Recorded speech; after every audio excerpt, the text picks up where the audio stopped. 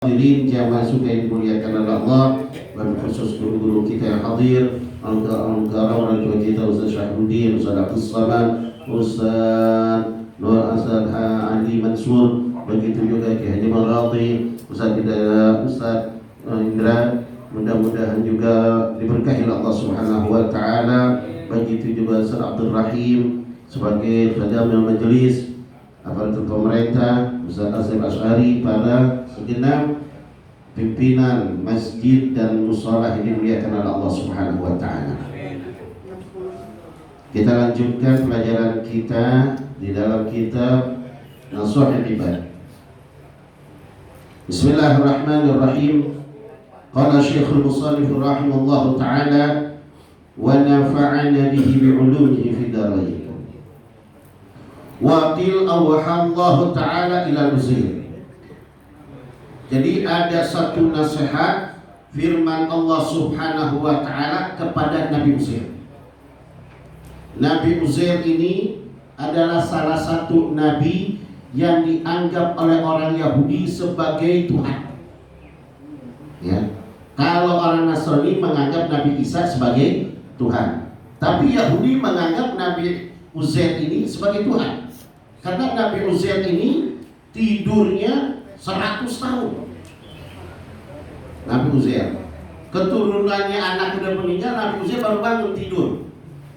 Kalau kita kan nggak sanggup, Pak. Paling lama tidur kita ada yang tidur 24 jam. Ini Nabi Uzair tidur 100 tahun. Nabi Uzair. Maka Nabi Uzair ini dianggap oleh Bani Israel sebagai seorang Tuhan, ya. Tuhan. Nabi Uzair itu dituhankan oleh Bani Israel. Nah, Allah Subhanahu wa taala yang menciptakan Nabi Uzair memberikan nasihat kepada Nabi Uzair. Ya Uzair, idza aznabta dzanban saghiran fala tanzur ila sighari. Ya Uzair, apabila engkau mengerjakan satu dosa kecil, jangan kau lihat kecilnya dosa yang kau perbuat. Jangan, kata Allah, jangan kau lihat ini segala dosa kecil. Ya, dosa kecil buat apa sih? Kecil gampang kan, dengan kita istighfar juga beres. Allah mengatakan jangan kau melihat dosa yang kau perbuat yang kecil itu.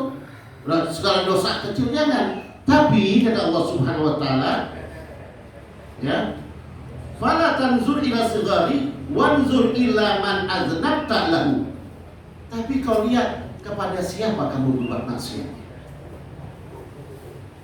Kita bohong, ya bohong kan udah kebiasaan ya, nggak pernah terlepas tuh. Kayaknya udah asyik benar kalau bohong, bohongin istri, bohongin siapa kan kita. Kalau ya sama istri, kalau ya Allah deh, kalau kita ngomong, ya hampir lagi tiap hari, ya. Nah, jangan kita anggap dosa kecil itu kecilnya dosa, tapi kepada siapa kita berbuat dosa.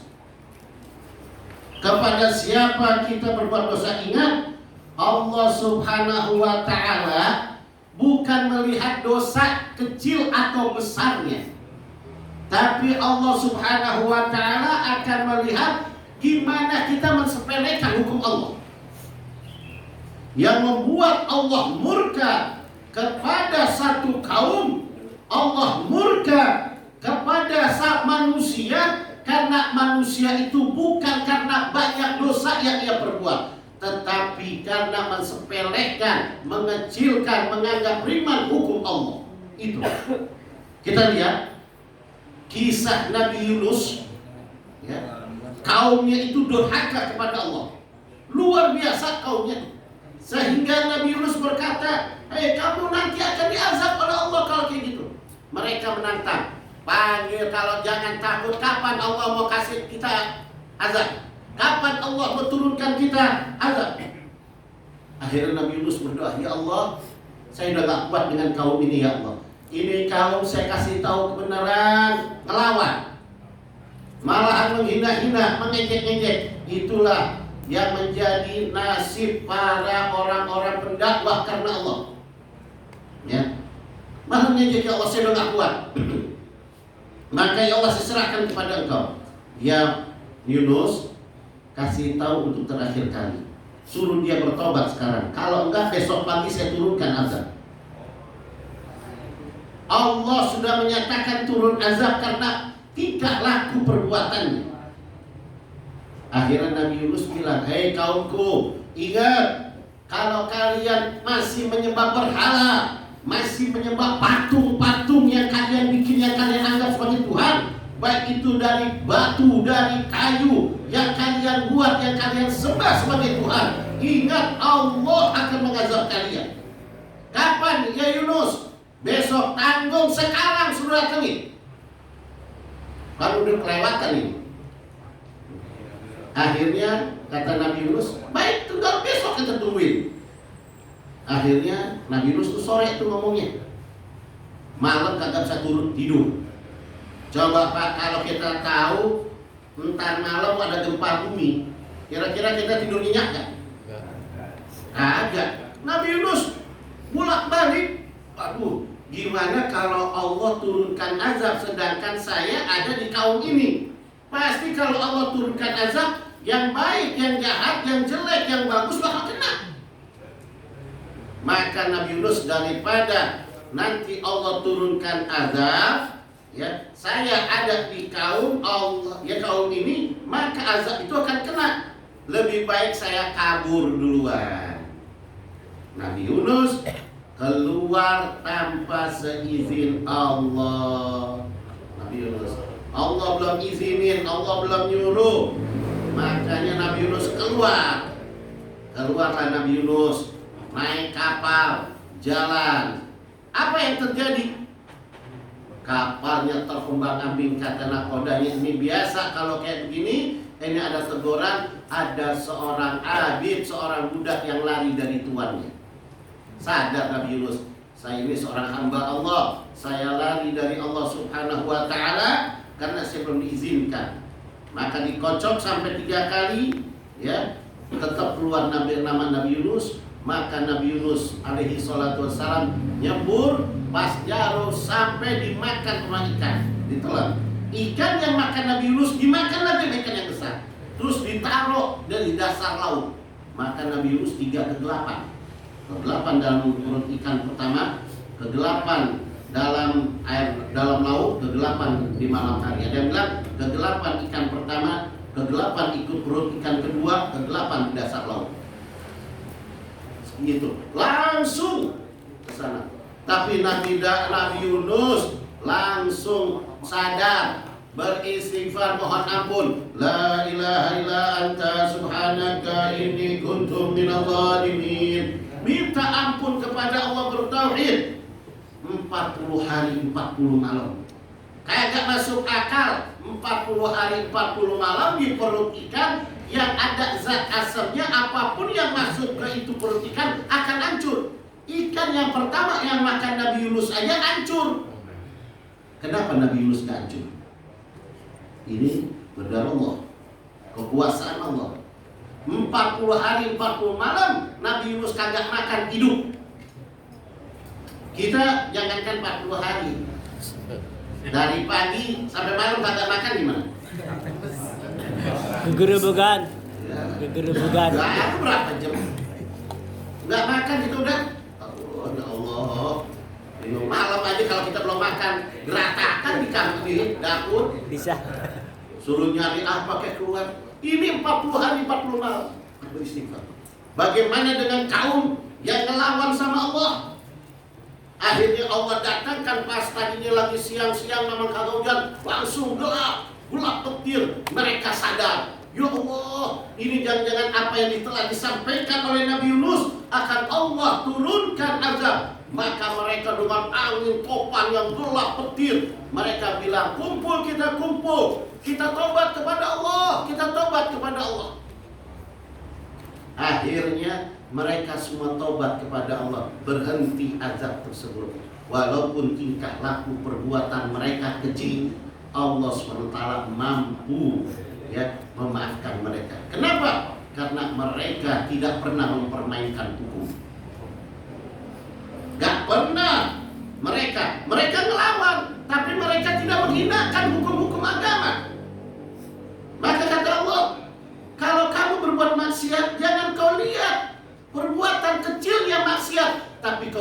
siapa kamu bermaksiat. Kalau kita sadar kita bermaksiat kepada Allah, maka buru-burulah kita bertobat. Allah akan ampuni tobat kita. Jangan kita mensepelekan ya ketetapan-ketetapan Allah. Ingat, orang-orang terdahulu hancurnya karena merubah-rubah hukum agama. Dalam sebuah hadis Nabi ya, ada asbabul khuruj. Kalau Al-Quran asbabun nuzul. Suatu ketika asbabul khuruj, hadis yang begini, law syaraqat Fatimah binti Muhammadin laqatatu yadah. Andai kata putri kandungku ya Siti Fatimah, andai kata pakai law syartiyah, andai kata mustahil ya, bahkan Imam Syafi'i kagak mau menyebut nama Siti Fatimah saking cinta dan takdimnya ya, pasti akan kupotong tangannya. Suatu ketika ada anak dari orang terpandang, terkaya, pengaruhnya hebat, pengikutnya banyak. Ini anak perempuan maling ya. Anak perempuannya maling, ketangkap, ketahuan. Kata Rasulullah, tangkap. Hukum ini tidak memandang siapa yang bersalah, dia kena hukuman. Ini karena anak orang tokoh masyarakat, jadi kagak perlu ditegakkan hukum, nggak bisa. Hukum harus tajam kemanapun, hukum harus ditegakkan kepada siapapun ya. Hukum ke atas, dia kaya, dia terpandang, anaknya salah ya salah, nggak bisa. Jangan sampai nggak enak sama bapaknya, walaupun dia salah ya udah jadi benar, itu bukan.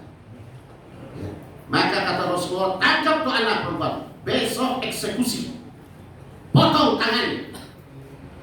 Akhirnya semua sahabat, di antara semua sahabat semuanya nggak setuju dengan ketetapan apa yang ditetapkan oleh baginda Rasulullah, tapi nggak berani sama Nabi Muhammad SAW untuk menyampaikan hal ini. Maka mereka kumpul, Sayyidina Abu Bakar, Sayyidina Umar, Sayyidina Utsman, Sayyidina Ali, Abdurrahman bin Auf, semuanya sahabat-sahabat terkemuka kumpul, mereka musyawarah. Ini kalau seandainya Nabi Muhammad besok mau eksekusi perempuan ini, pasti coba dia perempuan dipotong, cacat, gak ada yang mau sama dia. Terus malunya seumur hidup, keluarga besarnya malu. Sedangkan bapaknya ini pendukung kita, bapaknya ini pengaruhnya hebat, pengikutnya banyak, Islam kuat, di antaranya sebab dia pengikutnya dia banyak, duitnya pun banyak. Jadi kalau seandainya anak yang dipotong, otomatis bapaknya senang nggak? Bapak andai kata anak kita yang sekarang ini posisi anak kita kayak gitu, kira-kira kita senang nggak? Nggak bakal senang kan? Karena apa kita nggak senang? Karena itu anak kandung kita. Karena kita lihat anak kandung, tapi kita nggak melihat hukum Allahnya. Maka sahabat berpikir ini bakal rugi. Kalau bakal rugi, gimana caranya? Batalkan hukum ini. Tapi sahabat-sahabat tidak ada yang berani. Maka gimana caranya? Kebetulan Nabi punya anak angkat, namanya Zaid bin Harisah. Anak angkat ini disayang oleh Nabi. Setiap hari kalau ke rumah Nabi masuk, udah benar kayak anak. Sama Nabi cium tangan, meluk sama Nabi, udah kayak seperti anak kandung. Udah kayak begitu, Zaid lewat panggil, Zaid sini. Ada apa? Zaid, kau tahu besok akan mengeksekusi seorang perempuan yang tangannya akan dibuntungi. Iya. Apa kau pandanganmu bagaimana ya Zaid? Pantes? Enggak. Bagus? Enggak. Bagaimana efek sampingnya nanti ya Zaid? Dijelaskan kerugiannya apa? Iya juga. Secara logika pasti. Ya, kerugian. Otomatis bapaknya akan tersinggung. Bapaknya akan sedih. Anak yang tidak ada seorang bapak yang pengen menerima anaknya sampai cacat. Ya, pasti akan ada hatinya kecewa. Hatinya akan kecewa. Terus setelah kecewa mungkin tidak akan mendukung lagi. Bahkan mungkin dia akan tarik semua pengikutnya. Mungkin bisa murtad maka melawan Nabi Muhammad. Itu kerugian yang menurut akal logika kita. Dan itu menurut logika semuanya pasti sama. Ya juga. Maka gimana? Ya Zaid, kamu kan orang dekat Nabi Muhammad. Maka kamu harus kasih tahu Nabi Muhammad supaya batalkan hukuman ini. Maka Zaid masuk ke rumah Nabi Muhammad. Biasa, assalamualaikum, waalaikumsalam, ya Zaid, wahai anakku sini. Dan ngobrol. Zaid langsung beranikan diri untuk berkata, ya Rasulullah, apakah besok eksekusi si perempuan itu jadi ya Zaid? Oh jadi, emang kenapa? Ada masalah? Kata Rasulullah, ya Rasul, apakah sudah dipertimbangkan? Ya, sudah dipertimbangkan ya Rasul, ya, efek daripada kita potong tangan ini anak. Masuk engkau kerugian apa yang akan kita hadapi setelah kita potong tangan ini anak? Pasti ya Rasulullah rugi. Kata Rasulullah, ruginya apa wahai Zaid? Dijelaskan, ini anak, ya, seorang perempuan yang cerdas, yang pintar, dan keturunan orang yang dipandang baik. Ya, bapaknya punya pengaruh, bapaknya kaya raya, duitnya banyak. Dia yang membantu dakwah kita ya Rasulullah. Kalau seandainya dipotong, nanti dia akan kecewa, dia akan menyesal, dia akan murung, dia akan malu. Mungkin efek samping dari itu, dia akan mundur dari barisan kita. Dia akan kecewa, dia akan menarik pasukannya, dia tidak akan memberikan dananya lagi karena kekecewaannya. Apa lihat Rasulullah marah, ya Zaid disentak sama Rasulullah. Baru Zaid itu berkata, baru aku melihat Rasulullah marah di depanku, mata merah, melotot, suara tinggi, ya Zaid, ingat, tidak ada kaum terdahulu dicelakakan oleh Allah kecuali mereka berani merubah hukum-hukum Allah. Kecuali mereka berani mendahulukan kepentingan manusia daripada kepentingan Allah, maka Allah akan murka. Ingat ya Zaid, jangankan mereka, anak-anak mereka, andai kata anakku, ya, mengambil hak orang lain, pasti akan kubuntungi tangannya. Apakah anak dia lebih mulia daripada anakku? Apakah bapaknya lebih mulia daripada aku? Kata Rasulullah. Tetap hukum Allah. Karena yang memberikan ketentraman, yang memberikan kemuliaan, yang memberikan kemenangan, yang memberikan keagungan adalah Allah, bukan mereka. Tegas gak Rasulullah? Nah ini kata Rasulullah, tidak ada satu kaum bakal celaka kecuali kaum itu berani merubah-rubah hukum Allah Subhanahu wa taala. Hati-hati. Mau berubah dalam hukum, menganggap sepele, ya sekedar segini. Kalau kecil aja ngambil hak orang kecil aja udah dosa. Apalagi kalau banyak, apalagi kalau rampok, koruptor. Aduh habis sudah. Triliunan. Dosanya kayak apa itu? Ya, na'udzubillah min dzalik. Jadi Nabi Uzair diberikan nasihat begitu. Ingat, kalau kamu berbuat dosa kecil, jangan kau lihat kecilnya dosa yang kamu perbuat, tapi lihatlah kepada siapa kamu berbuat dosa. Kita ninggalin sholat, jangan kita lihat ya gampang, besok masih ada sholat, kan juga masih ada sholat. Ingat kepada siapa kita meninggalkan sholat. Kita berbohong, walaupun kita bohongin istri kita, ya kecil ya, perasaan udah kebiasaan anggap kecil. Tapi ingat bahwa dosa bohong itu yang melarang bohong adalah Allah. Ingat dosanya kita berhadapan dengan siapa. Ya, oleh karena itu ingat nih, masih ada 2 lagi, kita bagi waktu. Ya, masih ada 2 lagi insya Allah pertemuan yang akan datang. Kita akan menjelaskan nasihat Allah kepada Nabi Uzair yang kedua dan yang ketiga. Cuma 3 nasihatnya. Mudah-mudahan dari nasihat ini yuk kita cerna. Jangan sekali-kali kita menganggap sepele dengan hukum Allah. Sebelum saya tutup, contohnya anak orang zaman sekarang ini khususnya banyak sebagian besar kaum wanita membuka aurat. Ya, dianggap ya apaan sih? Emang dosa apa cuma sekedar rambut? Udah biasa mereka dari kecil nggak pakai kerudungan, terbiasa mereka terbuka aurat, terbiasa mereka pakai celana pendek, mereka anggap itu sepele. Ingat, dosanya besar. Satu rambut aja, sehelai rambut dilihat dengan laki-laki bukan mahram, satu dosa. Berapa rambut yang ada di kepalamu? Hai kaum wanita, ribuan, ratusan ribu rambut. Satu per laki-laki melihat dosanya 100.000. Kalau dua laki-laki 200.000, tiga laki terus dilipat gandakan. Kamu sengaja-ngaja terbuka-buka aurat, joget-joget di TikTok, kamu lihatkan aurat kamu. Ingat, anak-anak kita tegur, istri-istri kita tegur, jangan terbuka aurat. Kalau enggak nanti kesian nasib mereka semua. Mudah-mudahan Allah berikan ilmu yang barokah manfaat, dikuatkan iman Islam, diangkat derajat kita. Rabbana la tuzigh qulubana ba'da idh hadaytana wa hab lana min ladunka rahmatan innaka antal wahhab.